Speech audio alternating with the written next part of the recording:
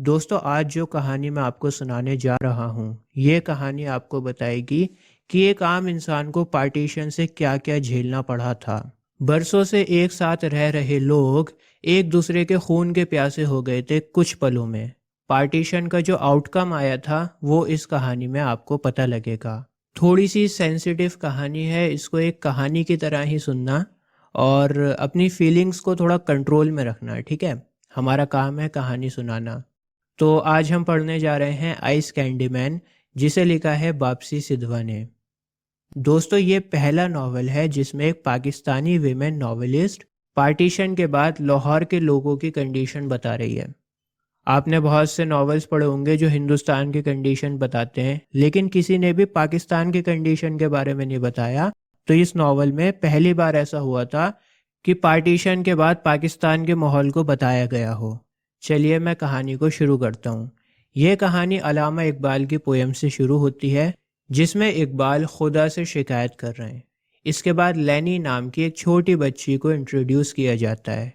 लैनी लंगड़ी है, अपाहिज है और लाचार है। इसका धर्म पारसी है और ये वारिस रोड लाहौर में रहती है। लैनी को घर में रहना ही पसंद है। बहुत शर्मीली सी लड़की है और किसी से ज़्यादा बात करना पसंद नहीं करती। बहुत ही इंट्रोवर्ट है ये।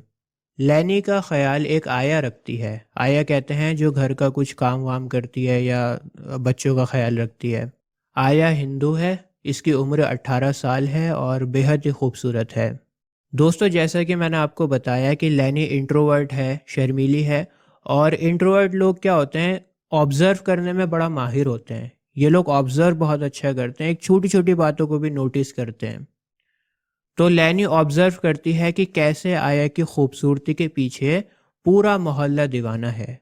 मोहल्ले का भिखारी, धार्मिक लोग, बुजुर्ग लोग, नौजवान, सभी के सभी आया की खूबसूरती के दीवाने थे। लैनी के डॉक्टर का नाम था कॉलोनल भरूचा। डॉक्टर ने लैनी के पैर की सर्जरी करी थी, प्लास्टर किया था और 1 महीने तक लैनी बेड पर आराम करती रही। और फिर फाइनली डॉक्टर ने 1 महीने के बाद लैनी को परमिशन दी स्ट्रॉलर के सहारे चलने की। लैनी को आया बाहर जू घुमाने ले जाती है और जैसे ही आया को लोग बाहर निकलते हुए देखते हैं, बहुत सारे लोग उसके पीछे लग जाते हैं। बहुत सारे लोगों में से एक था आइस कैंडी मैन। ये बंदा आइस कैंडी बेचता है, कुछ इस तरह की होती है, आपकी स्क्रीन पर है। तो गर्मियों में तो ये आइस कैंडी बेचता है, लेकिन सर्दियों में क्या, सर्दियों में तो कोई आइसक्रीम नहीं खाता। तो सर्दियों में ये अपना बिजनेस चेंज कर लेता है और लाहौर की गलियों में चिड़ियाँ बेचने का काम करता है। आइस कैंडी मैन बहुत बातें बनाता है, घंटों तक वो किसी भी टॉपिक पर बोल सकता है, बहुत बातूनी है।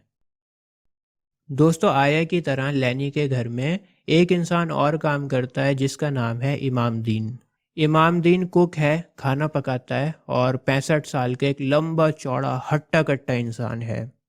इमाम दीन को खाली टाइम में बच्चों के साथ खेलना बहुत पसंद है। एक दिन इमाम दीन लैनी को अपने गांव में ले जाता है। लैनी, मैंने आपको बताया कि सभी चीज़ों को बहुत अच्छे से नोटिस करती है, ऑब्जर्व करती है। तो इमाम दीन के गांव का नाम था पीर पिंडो। पीर पिंडो में हिंदू, मुस्लिम, सिख, ईसाई सभी लोग पीसफुली रहते थे। कहीं कोई टेंशन वाली बात नहीं थी।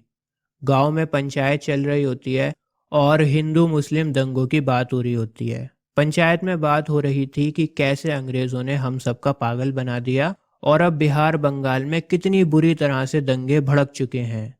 ये वो टाइम था जब पार्टीशन के लिए दंगे हो रहे थे, लेकिन अभी तक पार्टीशन नहीं हुआ था। पीर पिंडो गांव का चौधरी सभी लोगों को अश्योर करता है कि हमारे गांव में कोई झगड़ा नहीं होगा। सभी लोग जैसा रहते हुए आ रहे हैं वैसे ही रहेंगे मिलजुल कर, चाहे कुछ भी हो जाए। छोटी सी लैनी ये सभी बातें ऑब्जर्व कर रही थी। इसके बाद इमामदीन उसे घर में वापस ले आता है। दोस्तों, दूसरी तरफ आया के चाहने वालों की गिनती बढ़ती जा रही थी। अब उसके चाहने वालों की लिस्ट में चाइनामैन और एक पठान भी शामिल हो चुके थे। चाइनामैन और पठान दोनों लैनी के घर के चक्कर काटने लगे आया से बातें करने के लिए। लाहौर में अब गर्मियां आ चुकी थीं और आइस कैंडी मैन दोबारा से आइस कैंडी बेचने लगा। इन दिनों ये बात कंफर्म हो चुकी थी कि हिंदुस्तान का पार्टीशन होगा। मुस्लिम लीग चाहती है कि उन्हें पाकिस्तान नाम की एक अलग कंट्री दी जाए।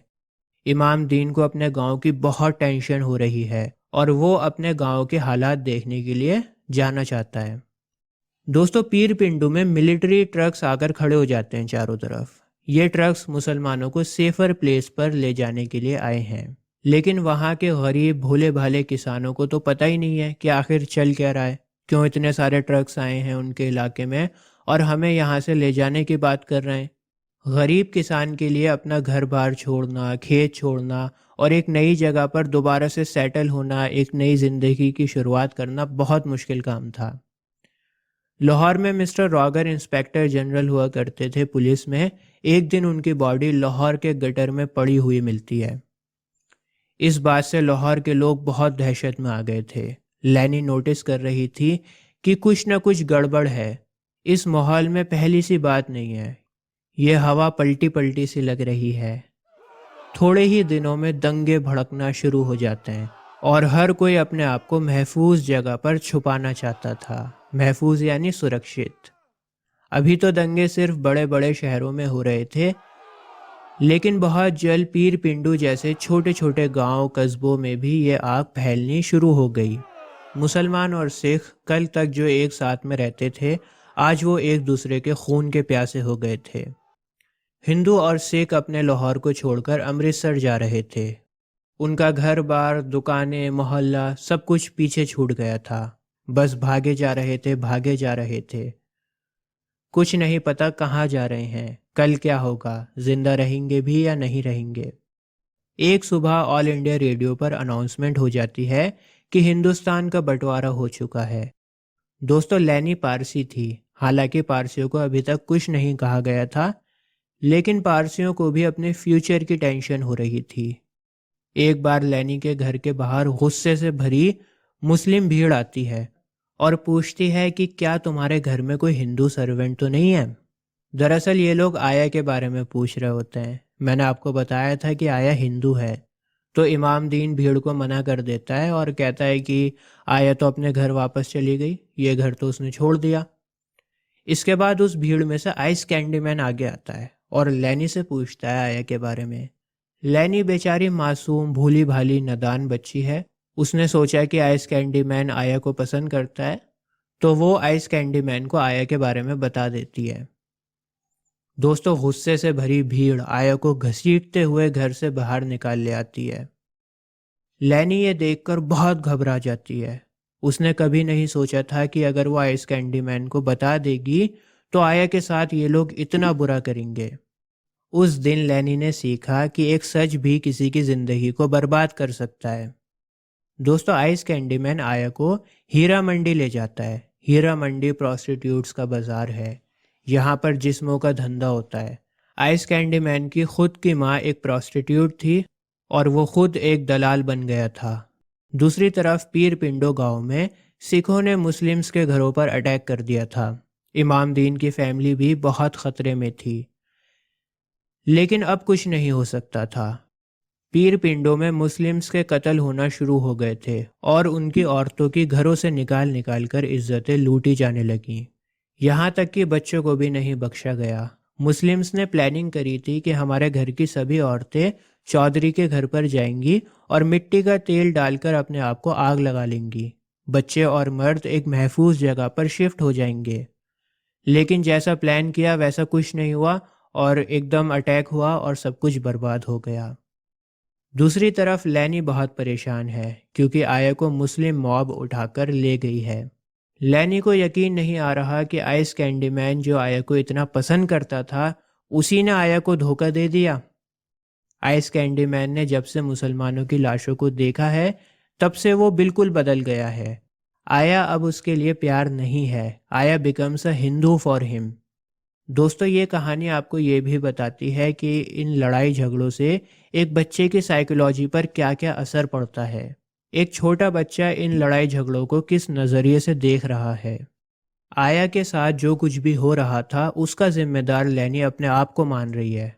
बेचारी बाथरूम में टूथपेस्ट से अपनी जुबान को तकलीफ देती है क्योंकि इसी जुबान से उसने आया के बारे में बताया था। एक दिन लैनी का कज़न लैनी को बताता है कि उसने आया को एक टैक्सी में बैठा हुआ देखा था और आया ने फिल्म एक्ट्रेस की ड्रेस पहन रखी थी, बहुत चमक धमक के कपड़े पहन रखे थे। दोस्तों कुछ दिनों के बाद लेनी खुद आया को एक कार में बैठा हुआ देखती है। लेनी घर में आकर सभी लोगों को बताती है और सभी लोग आया को ढूंढने में लग जाते हैं। एक दिन क्या होता है, लेनी अपनी गॉड मदर के पास में जाती है। गॉड मदर कहते हैं जो बच्चों को रिलीजियस एजुकेशन देती है, रिलीजन के बारे में बताती है। और वहाँ पर एक दूल्हा आता है। वो दूल्हा जानते हैं कौन था? वो दूल्हा था ice candy man. Ice candy man ने वाइट कलर के कपड़े पहन रखे हैं और वो उर्दू की नज़म पढ़कर सभी लोगों को ग्रीट करता है। दोस्तों आइस कैंडी मैन ने आया से शादी कर ली है। God mother ice candy man को खूब डांटती हैं और कहती हैं कि तुम आया का सही से ख्याल नहीं रख रहे हो, तुम आया के काबिल नहीं हो, तुमने क्यों शादी करी उससे। आइस कैंडी मैन कहता है कि मैं इंसान हूँ और वफादार सिर्फ कुत्ता होता है। अगर आपको कोई वफादार चाहिए तो इसकी शादी किसी कुत्ते से करवाइए। God mother ice candy man को बहुत बुरा भला कहती हैं और कहती हैं कि तुम एक पिग और पिम्स के बेटे हो। लैनी भी वहीं पर होती है और सब कुछ देख रही होती है, सब कुछ ऑब्जर्व कर रही होती है। दोस्तों गॉड मदर डिसाइड करती हैं कि वो आया से मिलने के लिए जाएंगी हीरा मंडी, उसका हाल चाल देखेंगी। लैनी जिद करती है कि वो भी उनके साथ चलेगी आया को देखने के लिए। इसके बाद गॉड मदर और लैनी दोनों टांगे में बैठकर हीरा मंडी जाते हैं। हीरा मंडी में उन दोनों को एक रूम में लेके जाया जाता है और वो पूरा रूम फूलों की खुशबू से महक रहा था। इसके बाद आइस कैंडी मैन अपने साथ में आया को लेकर आता है। लैनी को आया की आंखों में दर्द, बेबसी और लाचारी दिख रही थी। आया के चेहरे की रंगत उड़ गई थी और ऐसा लग रहा था कि उसके जिस्म से रूह को निकाल लिया गया हो।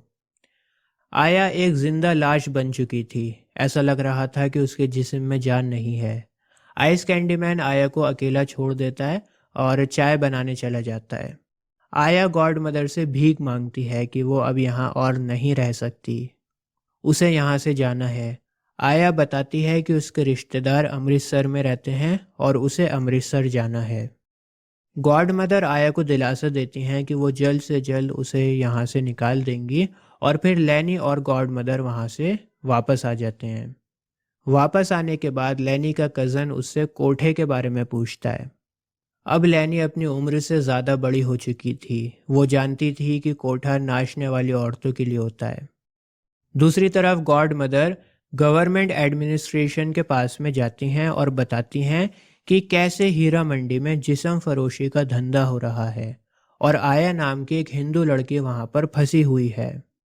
थोड़े दिनों के बाद हीरा मंडी पर पुलिस की रेड होती है और आया को वहाँ से निकाल लिया जाता है। आया को निकालकर रिकवर्ड वुमेन्स कैंप में डाल दिया जाता है जो कि वारिस रोड पर है। दोस्तों आइस कैंडी मैन आया का पीछा नहीं छोड़ता। आया को देखने के लिए वो भी कैंप में आ जाता है, लेकिन वहाँ पर सिख पहरेदार तैनात थे। सिख पहरेदारों ने उसकी अच्छे से पिटाई करी और वहाँ से भगा दिया। आइस कैंडी मैन रोज सुबह कैंप के पास फूल लेकर आने लगा और गाना गुनगुनाने लगा। उसे उम्मीद थी कि आया उससे मिलने के लिए बाहर आएगी, लेकिन ये सिलसिला ज़्यादा दिनों तक नहीं चल पाया। दोस्तों कुछ दिनों के बाद लैनी को पता लगता है कि आया को उसके रिलेटिव के पास शिफ्ट कर दिया गया है अमृतसर।